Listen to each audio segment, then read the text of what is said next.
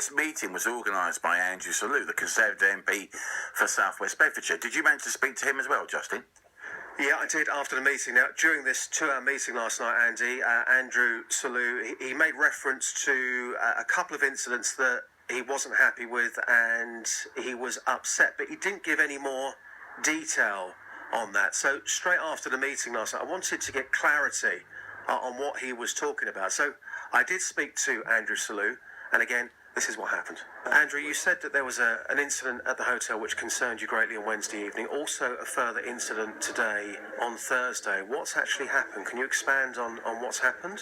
I heard from the Home Office this morning that there had been some altercations by far-right protesters with the asylum seekers last night, which had caused them a lot of fear and upset.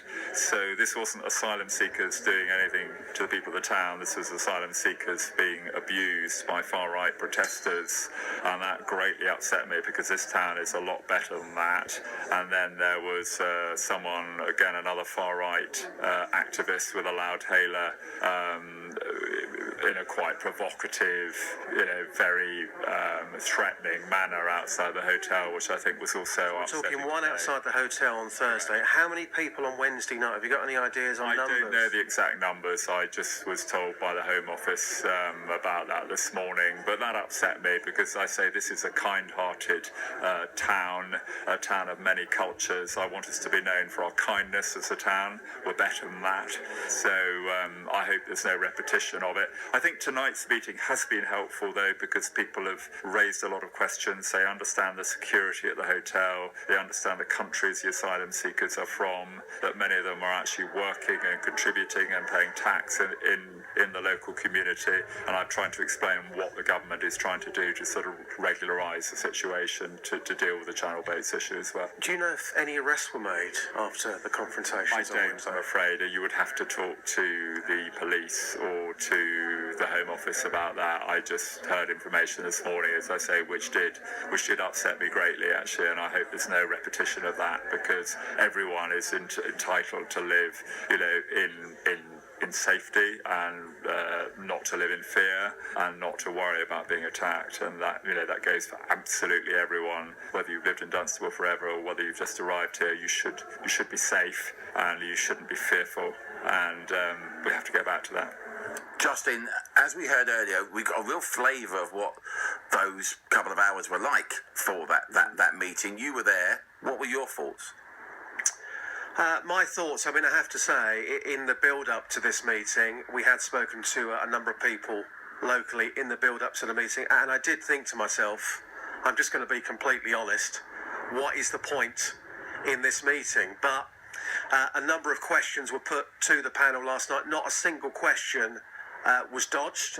So the local MP, but also Vivian representing the hotel, she gave answers. And I think coming away from it, I think the local people needed that opportunity to kind of vent how they're feeling at the moment. I think it was well worth doing. I think a lot of people got a lot of information from that meeting last night. There was some people there last night that were saying, why now though? Because we know that the local MP has found out a few weeks ago that there were people there last night who had weddings planned for July.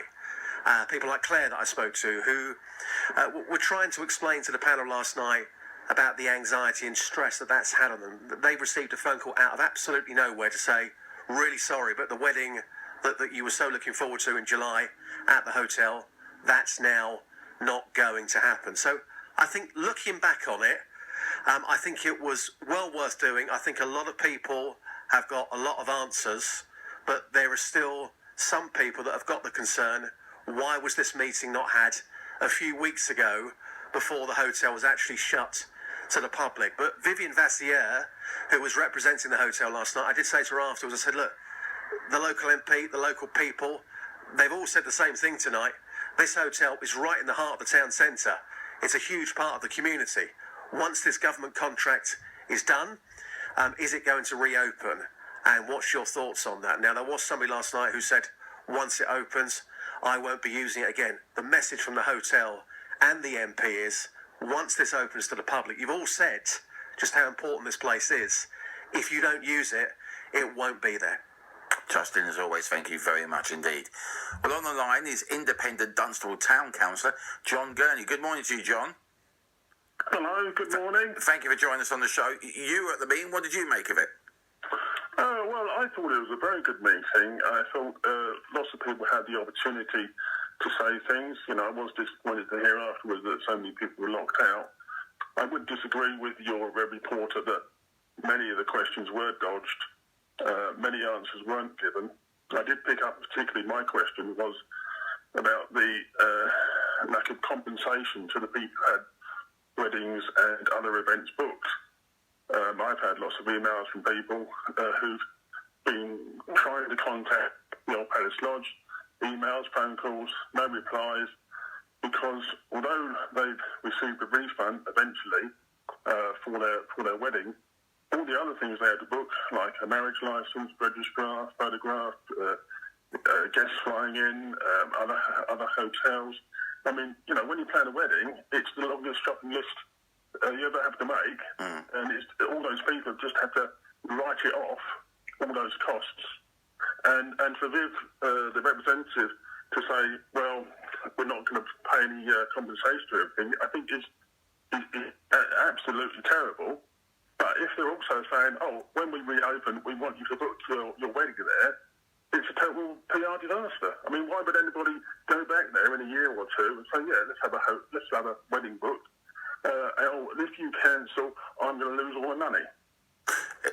I appreciate that particular part of it, because it was we spoke to someone when this story first broke who had their wedding booked, and like you said, just got the phone call out of the blue, and I can appreciate that must be stressful, and it is frustrating that they're not getting any compensation or any help for that. What about the fact that do you think it helped calm people's nervousness about what's happening with the Old Palace Lodge? Do you think it addressed their concerns?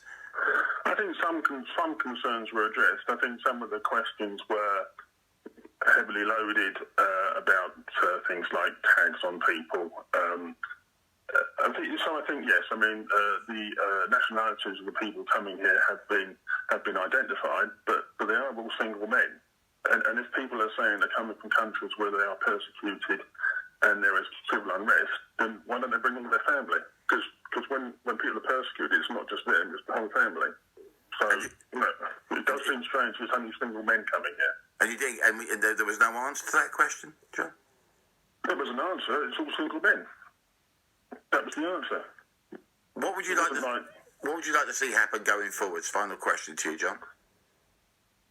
Going forwards, I would like to see all the questions that were raised, not just at this meeting, but also the questions that were raised at the previous meeting answered. But I'd also like to see the hotel provide compensation to all the people who've lost additional money from their bookings, because I think at least if they did that, and they could do it quite publicly, they could say, look, we've reached a final agreement with everyone, then that would help going forward into the future, and then get people to go back there in a couple of years' time. If they don't do that, then people do have a genuine grievance to say, well, you know, you've let everyone down.